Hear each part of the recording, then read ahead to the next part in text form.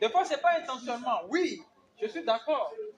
Parce que l'origine même du mensonge se trouve dans l'homme. Qui va me dire que ça ne se passe pas avec vous? Si ce n'est pas le mensonge, il y a une autre habitude. Il y a un autre acte là que la personne pose. Aujourd'hui, je ne bois plus.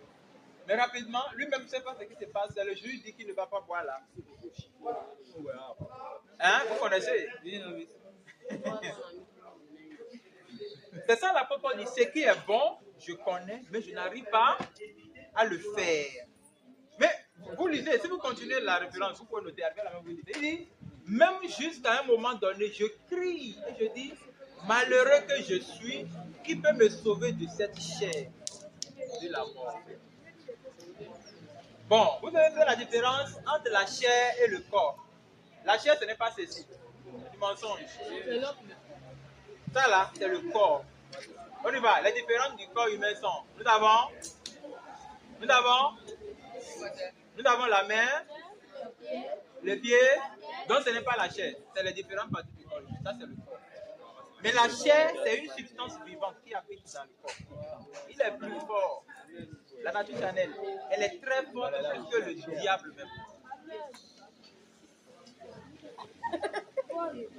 Non, ça vous fait rire, mais moi ça ne me fait pas rire. Une nature qui détruit la vie des gens en secondes. Hein? Quand vous priez contre le diable là, oh Seigneur, que mon ennemi meure, le feu sur mon ennemi, le feu sur mon ennemi. Mais c'est du mensonge. Ton ennemi vrai là se trouve en toi. Il mange avec toi, il dort avec toi, il fume avec toi, tu marches, il marche avec toi. L'ennemi de l'homme se trouve dans l'homme. Oh non, c'est lui qui veut détruire ma vie. C'est lui qui veut détruire ta vie se trouve en toi. Si vous ne comprenez pas ça, hein, même votre vie professionnelle, il y a des gens qui ratent des contrats. Ils trouvent le travail aujourd'hui, dans 2 mois, le licencient. Pourquoi? Parce qu'ils n'arrivent pas à supporter les gens. Ce qui ne supporte pas les gens, c'est la nature qui habite.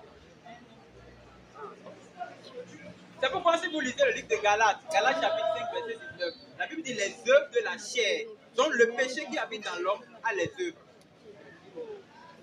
Le péché, c'est la chair. Qui a compris? Qui a compris? On a compris? Le péché, c'est la chair. Et les œuvres de la chair, l'apôtre Paul a cité, il a cité à un moment, il dit, il y a encore d'autres choses que je peux vous déjà dire. Ceux qui commettent telles choses ne réussiront pas le royaume de Dieu. Bon, sinon je peux vous étonner. Il y a le royaume de Dieu, ce n'est pas le royaume de Dieu. Venez ici. Le royaume de Dieu, ce n'est pas le royaume des cieux.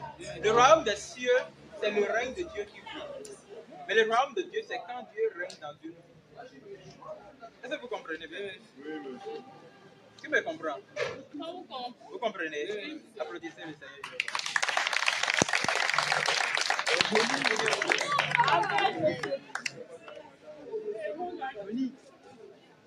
Maintenant, doucement, ne regardez pas là.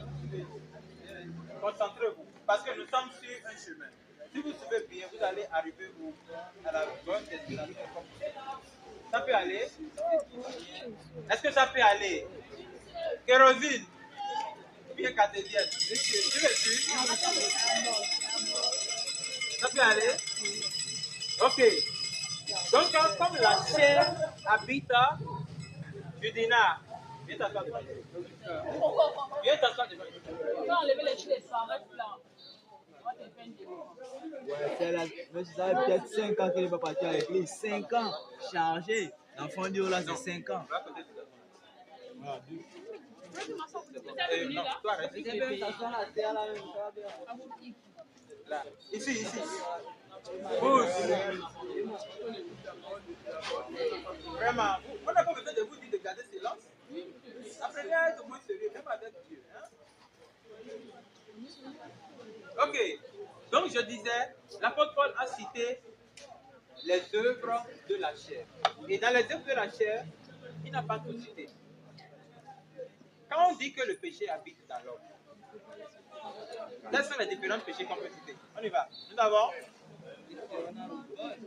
le vol, la colère, le mensonge, la fornication,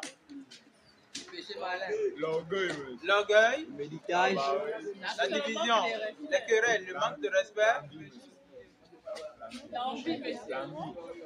l'envie, oui, l'hypocrisie, le viol, La luxure. la luxure, le mauvais cœur. Cocaïne. Hein? Je vais vous dire quelque chose. Même la sorcellerie, c'est un péché. Oh oui, c'est un grand péché. Méditer aussi, c'est un péché. La sorcellerie, c'est pas l'esprit. C'est pas l'esprit, c'est pas un démon, hein, vous savez, non? Le fait de dire, oh non, l'esprit des sorciers, sort de celui, ça c'est des blagues. La sorcellerie, c'est un état d'esprit. Juste de manipuler quelqu'un. C'est un art. Ça s'enseigne dans la philosophie, non? Vous n'avez pas fait ça dans la philosophie? Ou bien c'est en terminale? La sorcellerie, c'est un état d'esprit. Hein? Il suffit seulement qu'elle, là, je connais sa faiblesse. Silence, suivez ici, s'il vous plaît. Elle n'est pas forte, elle est faible. Je la manipule. Ou quand je vois que elle est colérique, je fais tout le temps pour la mettre en colère, pour la chauffer. Et tout le temps, elle fait ouh. Ça, c'est la sorcellerie. La sorcellerie, c'est juste là de manipuler quelqu'un. C'est ça les pastoraux font aujourd'hui. Quand vous voyez les pastoraux, ils voient que le fidèle là, il aime la prophétie. Qu'est-ce qu'il fait? Il te regarde comme ça.